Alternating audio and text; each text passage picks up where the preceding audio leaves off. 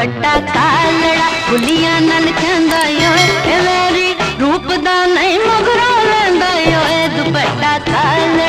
अस्सलाम वालेकुम व्यूअर्स। अदाकार शहबाज अकमल एक फिल्म आर्टिस्ट, खूबरू फिल्म आर्टिस्ट नादरा के मुतल्लिक नए व्लॉग के साथ आपकी खिदमत में हाजिर है।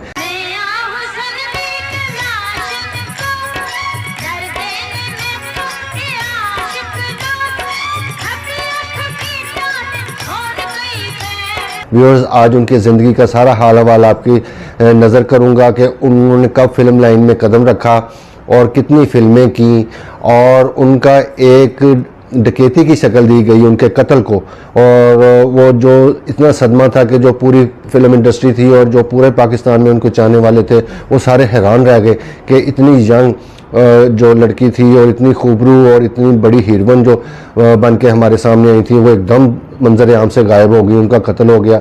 ये जितने भी वकूए हैं और जो फिल्में हैं वो सारी मैं आपके सामने पेश करूंगा कि उन्होंने कैसे कैसे काम किया और उनका जो कत्ल हुआ वो कैसे हुआ, कितने बच्चे थे और वो इस वक्त कहाँ हैं, ये सारा कुछ मैं आपकी नज़र करूँगा। तो अपने व्लॉग का आगाज़ करते हैं।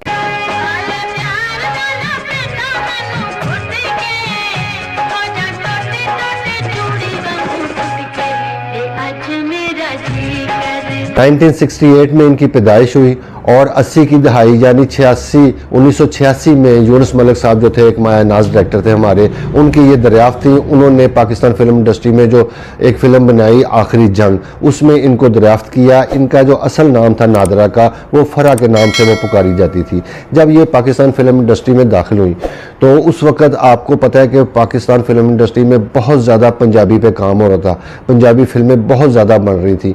और जो उस वक़्त दौर था जिस हीरोइन का, उसका नाम था अंजुमन। अंजुमन और सुल्तान रही की जोड़ी वो बहुत मशहूर थी और वो बहुत अच्छा वो परफॉर्म कर रही थी अंजुमन बेगम, लेकिन उनके कुछ रेट भी ज़्यादा थे दोनों के मिला के, राई साहब के और अंजुमन के। तो उस वजह से लोग चाहते थे, प्रोड्यूसर और डायरेक्टर्स चाहते थे कि नई कास्ट को भी बीच में शामिल किया जाए। तो सुल्तान रही साहब का तो ऑल्टरनेटिव ना मिल सका, लेकिन अंजुमन के ऑल्टरनेटिव के तौर पर नादरा बेगम जो थी वो फिल्म इंडस्ट्री में आई।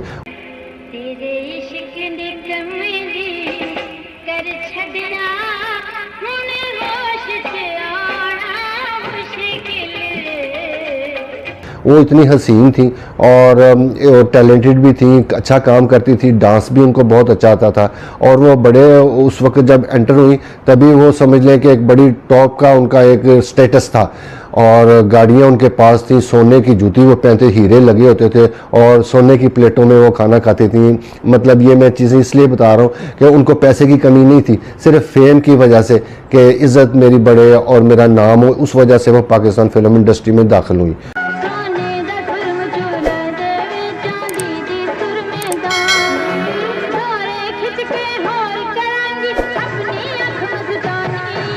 और उन्होंने 60 से ज़ायद फिल्में की, जिनमें जो आखिरी जंग हम पहली फ़िल्म उसको करार देते हैं कि उसके बाद एक फ़िल्म थी तोहफ़ा।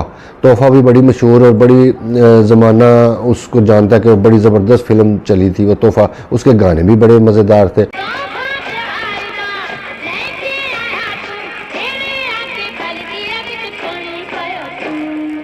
फिर दौलत के पुजारी एक फ़िल्म थी, वतन के रखवाले फिर आई, फिर बादल फ़िल्म थी, वो भी बड़ी मशहूर फ़िल्म हुई।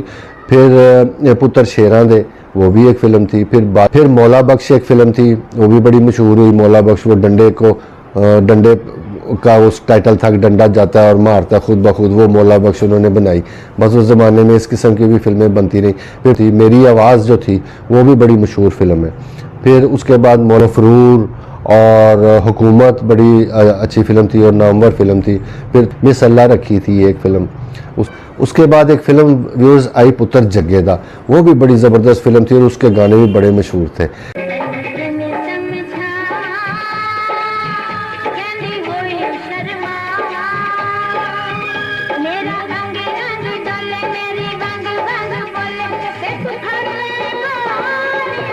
और व्यूअर्स नाचे नागन थी, वो भी बड़ी ज़बरदस्त फिल्म थी, उसके भी गाने बड़े मशहूर हुए। और उसके बाद एक फ़िल्म वक़्त भी आई, वो भी बड़ी ज़बरदस्त फिल्म थी। और भी बहुत सी फिल्में हैं। एक उनकी फ़िल्म आई निशान, उसमें मैं भी था, उसमें मेरे साथ संगीता बेगम थी और बाबर अली जो है उनके साथ जो थी वो नादरा बेगम थी। मैं कल्ला जाके की करांगा ਤੇ ਫਿਰ ਇੱਥੇ ਖਲੋ ਕੇ ਵੀ ਕੀ ਕਰੇਗਾ मैं तानू नाल लेके जावांगा उन्होंने अपने भरपूर जवानी में और भरपूर उनका जो दौर चल रहा था कि उनकी सुपरहिट फिल्में जा रही थी और लोग उनको चाह रहे थे, उनके लिए लोग टिकट खरीदते थे और लाइनें लगती थी, वो खूबसूरत इतनी थी, काम भी अच्छा करती थी। और उस भरपूर दौर के अंदर जब उनके पास सैकड़ों फिल्में थी और वो काम कर रही थी, हर कोई हो कहंदा परवाने बाद च सड़दे ने पहलों शमां नूं बलना पैंदा ए। उस वक्त उन्होंने ये फैसला किया कि मैं घरेलू ज़िंदगी गुजारूं। फिल्म इंडस्ट्री का जो माहौल था उनको सूट नहीं किया, तो उनकी कुछ नेचर इस किस्म की थी कि मेरे बच्चे हों और मैं फैमिली के तौर पर ज़िंदगी गुजारूं, तो उन्होंने शादी का फ़ैसला किया। और एक एजाज नामी शख्स थे, वो सुनहरे का काम करते थे, तो उनके साथ उनकी शादी हो गई और उन्होंने पाकिस्तान फिल्म इंडस्ट्री को खैरबाद कह दिया। और पाकिस्तान फिल्म इंडस्ट्री में इतना काम हो रहा था, लोग उनको चाहते थे और बड़े प्रोड्यूसर्स ने, डायरेक्टर्स ने उनको अप्रोच किया कि हम फिल्म बना रहे हैं, आप प्लीज़ हमारे साथ काम करो, लेकिन उन्होंने इनकार किया। उन्होंने कहा नहीं, मैं पाकिस्तान फिल्म इंडस्ट्री को छोड़ चुकी हूँ, अब मैं सिर्फ अपनी जो लाइफ है वो ही गुजारूँगी। तो माशाल्लाह उनके फिर 2 बच्चे भी हुए, एक बेटा भी हुआ और एक बेटी भी हुई।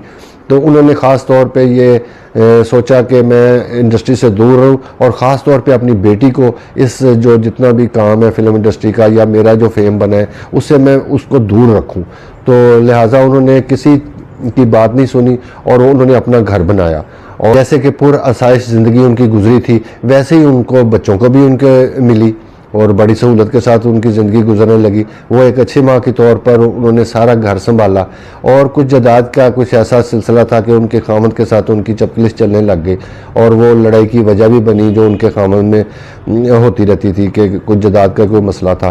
तो कोई भी नहीं जानता था कि वो जो इतने खुशहाल घराना है, जितने बच्चे इतने खुशहाल हैं और उनको भी ये भी दिन देखने पड़ेंगे कि उनकी माँ नहीं रहेगी।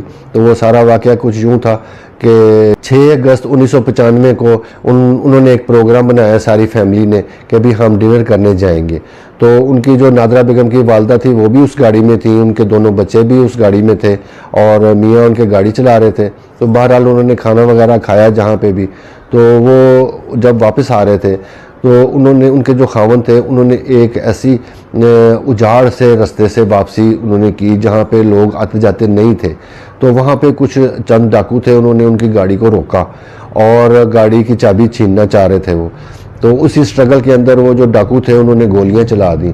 तो उनकी गर्दन पे भी गोलियां लगी और सर पे भी गोलियां लगी नादरा बेगम के, और बच्चे भी अल्लाह का शुक्र है बच गए। उनकी माँ को भी कुछ नहीं हुआ और उनके खावत को भी कोई जरीट भी नहीं आई, कोई ऐसे ज़रा सा भी निशान नहीं पड़ा। तो सिर्फ जो नादरा बेगम थी वही मर्डर हुआ उनका।